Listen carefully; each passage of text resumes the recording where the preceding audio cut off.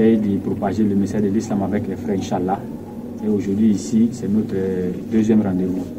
Donc, pour ne pas monopoliser la parole, Inch'Allah, on va passer la parole à notre oustaz et puis on va rentrer dans le vif du sujet après, Inch'Allah. Inch'Allah, salam alaikum wa rahmatullahi wa barakatuh. Wa alaikum salam wa rahmatullahi wa barakatuh. Bonsoir à tous, j'espère que vous allez tous bien. Alhamdulillah, nous remercions Allah subhanahu wa ta'ala de nous avoir accordé encore ce laps de temps pour méditer sur sa parole. Nous dirons que ça fait notre deuxième intervention, Inch'Allah, ici. Moi, je suis le frère Ismaïl Kossi. Je suis un chrétien converti à l'islam. Je suis un Togolais. Donc, avec l'honneur que nous a été fait par la grâce d'Allah subhanahu wa ta'ala, l'arrivée de notre frère Aston Ba, de Nourdi Diamant de la Côte d'Ivoire. Ici, dans le cadre, juste pour mettre en quelque sorte des interrogatifs que nous avons entre le christianisme et puis l'islam. Donc, aujourd'hui, nous sommes à la deuxième partie. La première partie, nous avions parlé plutôt de la Bible, c'est-à-dire le fait que la Bible soit la parole de Dieu ou pas. Nous avons émis certaines suspicions du moins de notre côté. Donc, on pense peut-être aujourd'hui que les frères, ils vont appeler. Et puis, bon, on aura non seulement des contradictions, mais peut-être des éclaircissements dus à nos suspicions, Inch'Allah. Donc, je commence d'abord par la sourate 2, verset 79. Le frère va nous lire la sourate 2, verset 79. Et c'est pourquoi nous, musulmans, nous n'accusons pas la Bible, mais nous nous posons certaines questions sur la Bible. Donc, ça, si vous avez la sourate 2, verset 79. Alors, salam alaikum wa rahmatullahi wa barakatuh. Wa alaikum salam wa rahmatullahi. Moi, c'est Noum Abdelatif, l'un des membres de Dawa Togo. Ok, je vais rapidement lire la sourate 2, le verset 79. Malheur à ceux qui rédigent de leurs propres mains des écrits et les attribuent à Dieu dans l'espoir d'en tirer un profit. Aussi minime soit-il, malheur à eux pour ce que leurs mains ont tracé et malheur à eux pour le profil qu'ils en tirent. Amen. Donc, d'abord, on comprend à partir de là que Allah subhanahu wa ta'ala, non seulement il accuse la Bible, mais nous donne une piste, voilà, un signe. C'est pourquoi nous doutons de la Bible, de son authenticité. Donc déjà, Allah subhanahu wa ta'ala, il parle de ceux qui, de leurs propres mains, ils composent délibérément un livre et puis ils disent non, cela vient de Dieu. Je prends la sourate 5, verset 15, juste dans le même sens.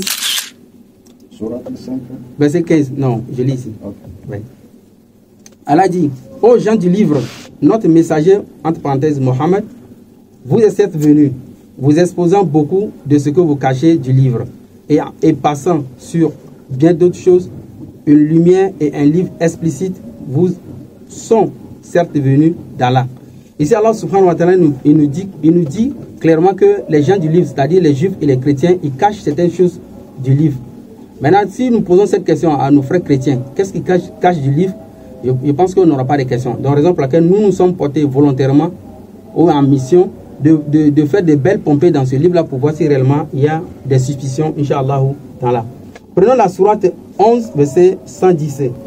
Nous avons donné à Moïse l'écriture au sujet de laquelle des controverses furent suscitées. Et sans un arrêt pris antérieurement par ton Seigneur, on aura déjà tranché leurs différends. Aussi sont-ils toujours à son sujet dans un doute troublant. Amen. Donc nous voyons déjà que dans ce verset de la sourate 11, verset 110, Allah subhanahu wa ta'ala dit qu'il a donné le livre à Moïse. Mais le livre a eu des divergences, c'est-à-dire a eu des falsifications à l'intérieur. Donc nous posons cette question. Si nous disons aux chrétiens tout à l'heure que Moïse a-t-il falsifié son livre, ils nous diront non. Maintenant, est-ce qu'après Moïse, le livre a été falsifié? Ils nous diront aussi toujours non. Donc nous sommes portés volontairement un regard dans ce livre pour voir si réellement cela fut le cas, Inch'Allah. Prenons la sourate 6, verset 154, je lis, toujours dans le cadre de savoir ce qu'Allah dit des livres des juifs et des chrétiens. Allah dit, puis nous avons donné à Moïse le livre complet en récompense pour le bien qu'il avait fait. Allah subhanahu wa ta'ala, il nous dit qu'il a donné le livre complet à Moïse. Repartons dans au verset 91. Sourate 6, verset 91. Les négateurs n'estiment pas Dieu à sa juste valeur quand ils disent « Dieu n'a jamais rien révélé à un mortel ». Demande-leur Qui donc a révélé l'écriture que Moïse a apportée comme lumière et direction pour les hommes? Le livre que vous avez sur les feuillets pour n'en montrer qu'une partie, tout en cachant tout le reste, et dans lequel vous avez appris ce que vous ne savez ni vous ni vos ancêtres. Réponds-leur, n'est-ce pas que c'est Dieu? Puis laisse-les divaguer dans leurs vaines disputes. Amen.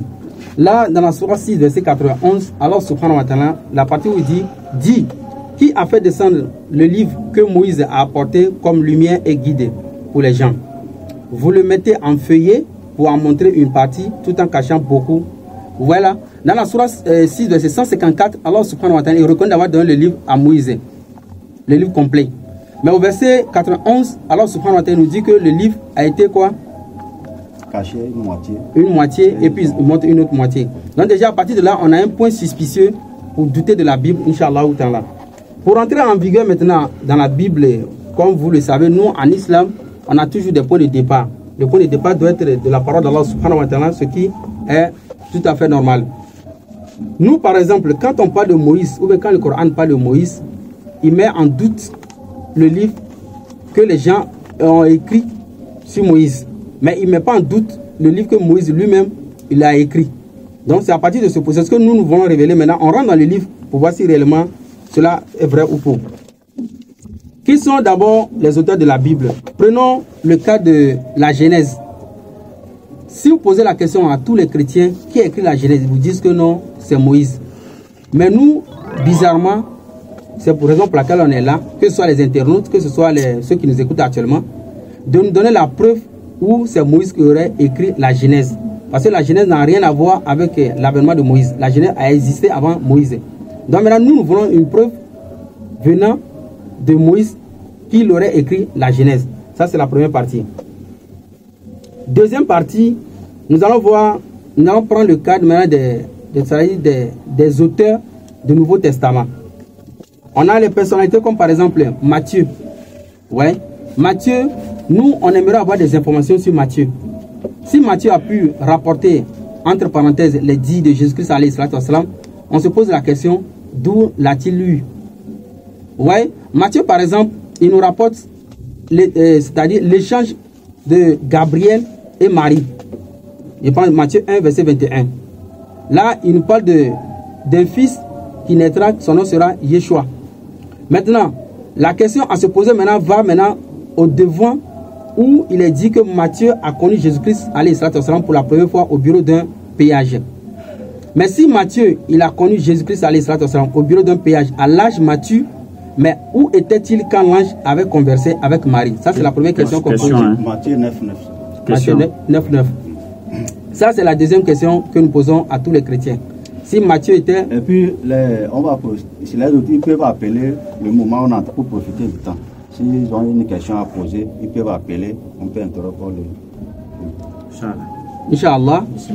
Et donc ça, c'est Matthieu. Donc la première interrogative se pose au niveau de Matthieu. On a la personnalité de Marc. Nous nous posons la question si Marc fut réellement un compagnon de Jésus-Christ, s'il avait vu Jésus ou bien l'entendu. Parce que si Marc nous rapporte, c'était dit, soi-disant venant de Jésus-Christ, c'est qu'il était auprès de lui quand Jésus parlait. Mais s'il n'était pas auprès de lui, il a eu ce discours-là par quel canal? Donc qui est Marc? On a encore la suspicion, mais la question ou l'interrogation qui est sur la personnalité de Luc. Si Luc rapporte les soi-disant, entre parenthèses, dits de Jésus-Christ, nous posons la question si Luc était auprès de Jésus ou bien l'a-t-il vu, a-t-il marché avec lui? Donc nous attendons toutes ces réponses-là, Inch'Allah. Repartons maintenant sur le quatrième évangéliste qui est Jean. Prenez-moi Jean 21, verset 24. Jean 21, verset 24. 21, verset 24. C'est ce disciple qui rend témoignage de ces choses et qui les a écrites. Et nous savons que son témoignage est vrai. Je répète. Oui. C'est ce disciple qui rend témoignage de ces choses et qui les a écrites. Et nous savons que son témoignage est vrai. Là, on a un gros problème. La Bible nous dit, dans Jean 21, verset 24, où Jean dit que c'est ce disciple qui rend témoignage de ces choses et c'est lui qui les a écrites. Maintenant, certains chrétiens peuvent nous dire que non, Jean parle de lui-même. Ce doute-là va être vite balayé. Parce que au verset suivant, il dit nous savons. Nous savons. Donc ça veut dire que Jean, il s'exclut, voilà, de son autographe. Vous comprenez? Donc, qui est Jean? A-t-il réellement vu Jésus? Ne l'a-t-il pas vu? Maintenant, nous avons d'autres questions aussi qui sont beaucoup plus subdivisées. C'est-à-dire quoi? Matthieu, nous voulons des informations sur Matthieu. Quel est le nom de son papa, le nom de sa maman, le nom de sa femme, le nom de ses enfants? C'est la même chose aussi avec Marc, Luc et autres. Parce qu'il ne faudrait pas nous rapporter des dires. C'est-à-dire ces derniers, ils ont rapporté les dires de Jésus-Christ et puis on n'a aucune information sur eux. Donc pour nous, ils deviennent des personnalités furtives. Donc c'est des personnalités virtuelles.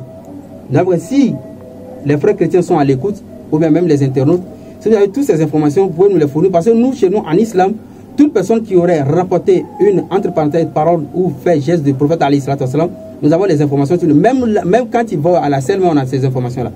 Parce qu'on ne peut jamais s'exclure de la vie d'un témoin et on le valide, c'est impossible. Inch'Allah. Donc il va passer la parole à mon oustaz Aston Ba, si il peut nous apporter plus d'éclaircissement, Inch'Allah. Alhamdulillah, wa salatu wa salam ala Rasulullah. Nous remercions vraiment l'oustaz. Nous pensons bien que l'oustaz a déjà tout dit, et tout est déjà clair, n'est-ce pas? Et le dimanche passé, on a vraiment voulu voir quelqu'un qui allait essayer de répondre à ce que nous avions dit ici. Mais malheureusement, on a vu des agitations, mais pas de réponse. Et nous sommes aujourd'hui encore là pour essayer de donner toujours des arguments. Comme on avait dit, Oustaz m'a prêté Surat 7, verset 164. Et puis l'autre Oustaz va me prendre Surat 2, verset 44. Surat 7, verset 164. Et maintenant, le papa va me prêter Surat 2, verset 44. Maintenant, Oustaz, tu vas prendre Surat 3, verset 65. Surat 3, verset 65. Ok. Donc, comme on l'a dit, dimanche passé, jusque-là, on n'a pas eu de réponse vraiment convaincante. Donc, nous sommes toujours sur notre position. Vous pouvez toujours appeler comme l'autre Oustaz nous a dit. Et on avait tantôt dit, si tu trouves la Surah, Inch'Allah, tu fais la lecture. Ok. Surat 7, le verset 164. Voilà.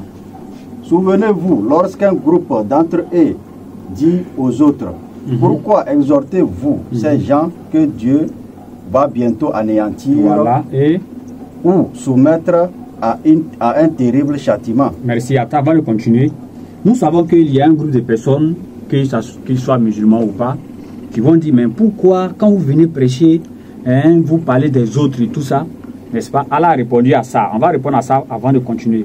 Lecture.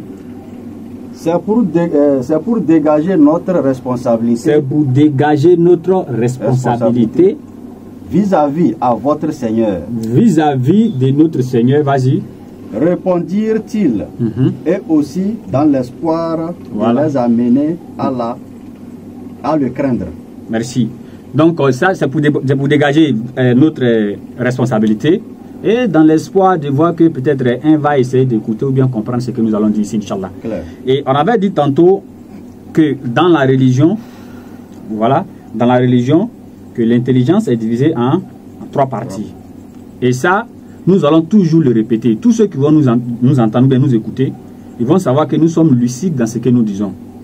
Et cette intelligence qui est divisée en 3 catégories dans la religion, il y a le dogme, l'illusion et la raison. Voilà.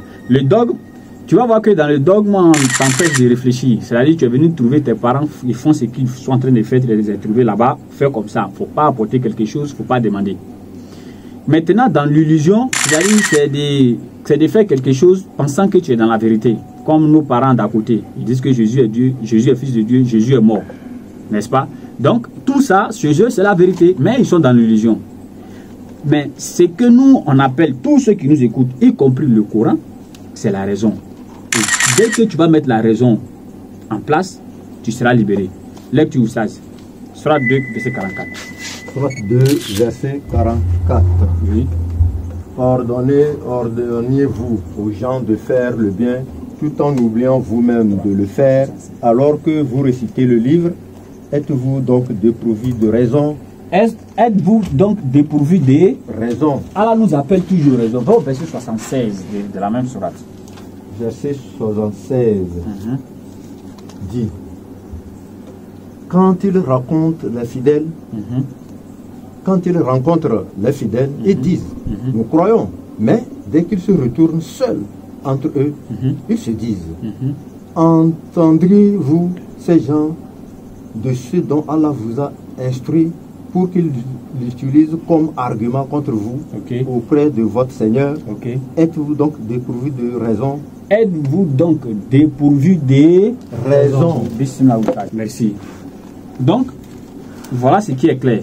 Ici, on nous parle de raisonnement. Alhamdulillah, lorsque Oustaz a fait son exposé, il a laissé les questions en suspens. J'espère bien que les frères, quand ils vont appeler, ils vont répondre à ces questions. Oustaz a demandé que nous voyons dans l'Ancien Testament la Genèse. Alors, la Genèse, qui l'a écrit? D'autres diront c'est Moïse. Alors, si c'est Moïse qui a écrit la Genèse, apportez-nous les preuves. Oustaz a demandé Matthieu, par exemple. Alors, quels sont ceux qui ont des informations sur Matthieu? Alors, la question que nous nous posons, surtout sur Matthieu, que certains nous disent, c'est le disciple de Jésus, il a écrit tout ce que Jésus lui aurait commandé. Certains même sont allés encore plus loin pour dire la Bible a été écrite par 40 auteurs inspirés par Dieu. Ok, il n'y a pas de souci. Nous, on a notre question. Est-ce que la Bible est-elle la parole de Dieu? N'est-ce pas? Oussaz va me prendre Jean 1, verset 18. Oussaz aussi va me prendre Jean 5, verset 37.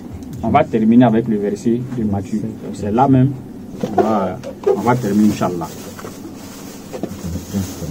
Jean 1, verset 18. Jean 1, verset 18.